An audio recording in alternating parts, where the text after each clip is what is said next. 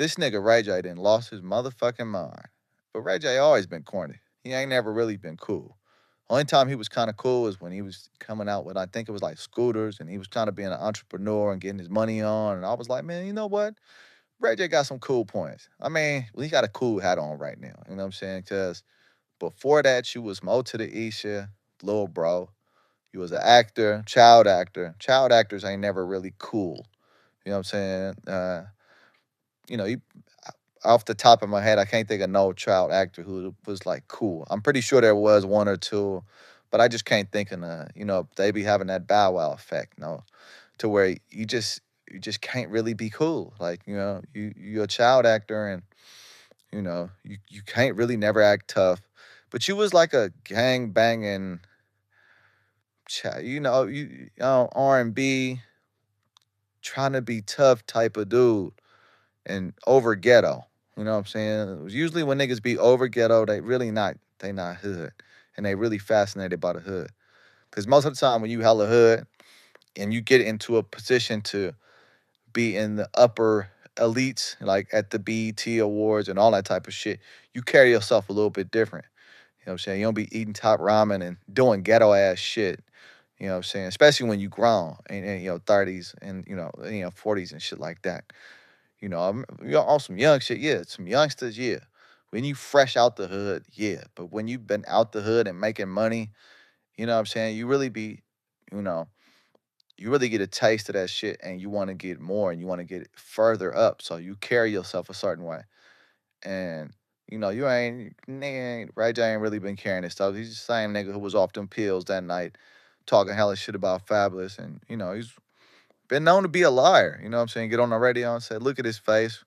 You know what I'm saying? Like, he whipped nigga ass. Then you get the real story about how nigga Fab put your hood over your head, and this nigga, you was on dope that night and all kind of shit. And, so he got a history of doing just fuckboy shit. It's been recent fuckboy shit, but now we getting out of hand. Now it's like, okay, this nigga done lost his mind. Now I understand that you had like some thing with your heart, and heart was at 25%, or maybe you scared, or maybe you realizing your own mortality, or you got some, shit fucking with your brain, and it's causing you to just say, man, fuck it, I'm gonna go out with a bang. But you really leaving a legacy of of a crazy nigga, and it's kind of getting wilder. You know what I'm saying? When the first time I heard about the P Diddy shit, you were screaming out about this and that, about the P Diddy shit. I'm like, oh, okay, this nigga wants some attention. This is recent. This nigga wants some attention, because I know it's gonna go viral. Everybody's gonna be talking about it. You know what I'm saying? But it was so outlandish. It was like, oh shit, this nigga, he just doing this for clout. If it's real, the cold part about it is you always been a nigga we never put that past anyway. Like, it was never like oh, not Ray J. It was like, shit, probably that nigga. You kind of look like that type of nigga. You kind of got those vibes.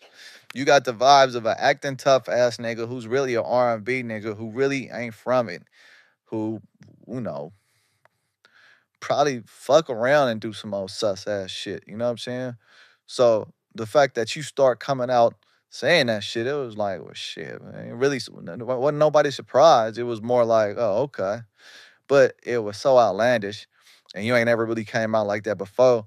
It kind of looked like he was just trying to get attention, trying to look. It seemed like the nigga just wanted to get some attention. But now though, I can understand you defending your sister. Niggas wasn't disrespecting her. I mean, she was the shit. She really was the hottest. You know what I'm saying? Like, rest in peace, my nigga Mine. He used to love Brandy. You know what I'm saying? I mean, she was his favorite. So I get what Shine and Mace was talking about, but they really wasn't disrespecting her. You know what I'm saying? They wasn't disrespecting her. But the way this nigga going off is like, man, bro, don't nobody even really want to hear a nigga talk like that. Like, what you saying that you gonna do to Mace and Cam, and then you like on Bloods, like you know, we living in an era where snitches is cool, or snitches get passes, snitches is smashing on niggas. So this is a whole new era. But we turning the corner in 2026. The booty bandits. I mean, I don't even feel right saying that shit. But we in an era of a nigga talking about what they gonna take from another take a nigga manhood, and then they put it on their gang. Like this is backwards, crazy, outlandish, just ridiculous type of you know what I'm saying rhetoric. You know that this nigga spewing like it's like oh man, but you really off your rocker. You really kind of sound crazy, and you got kids. You know what I'm saying? Like this is the legacy you trying to leave. I mean, you could somebody really look up to this? There's nothing cool about it. It's not like funny. It's not like it doesn't make nobody laugh. It's kind of like nigga. It's cringy. It's cringy. It's like oh man, other than cringy, it's kind of disgusting. It's like blood. But nobody want to hear that shit. I really don't. And then you talking about on bloods, and it's confusing. It sounds like a crazy man. Sounds like a crazy man. So you know what I'm saying. We're gonna pray for you. Pray this is a phase that you get through. But you know, a tough R&B gang banging booty warrior is wild. Like just that it's just wild, and there's nothing cool about it. It's nothing cool about it. There's nothing. It's just wild. It's like, but some people don't care because it's about attention. But I remember when he was, I seen something when he was screaming out about the puff shit. It was a little Latin chick or some kind of other type of chick on there, and she looked pretty. You know what I'm saying? She looked like some cute LA shit, and it was just like, damn, y'all be hanging over. Like chicks really could just hang with a nigga that just be talking like that? Like that's crazy. Like, oh man, I'm so glad I'm kept and I got somebody with me that you know what I'm saying? I'm so glad I'm because this motherfuckers that fuck with anybody around this motherfucker now. And that shit is just wild to me. You know what I'm saying? So I don't know, man. The tough R&B booty warrior gang banging booty warrior is the wildest shit I've ever heard, and it's not a good look at all. And all I can say is, man, I hope the brother gets some help, and you know, think about your legacy. I mean, is this a role model for your kids? Because you do got kids, and you know, I don't know how irregular your heartbeat is, but I pray that you get past that.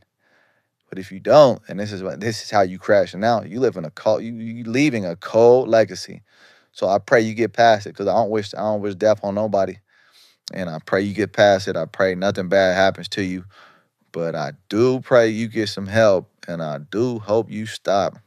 I mean, because if you live in your truth, if that is you, you just a weirdo. You never was like cool like that. Like you always was kind of corny. So I mean, you just jumped into corny crazy lane. You just went to corny outlandish. It got past corny. It was like, oh man, you turning into some other shit. I don't even know what the fuck you call this. So it's just some confusing shit, but it's kind of wild. And that's my take on that, man. That's all I got for today, man. That's all the time I got today. Until the next time I got some time, I'ma holla at you. And please don't forget to like, comment, and share this with your people. Peace.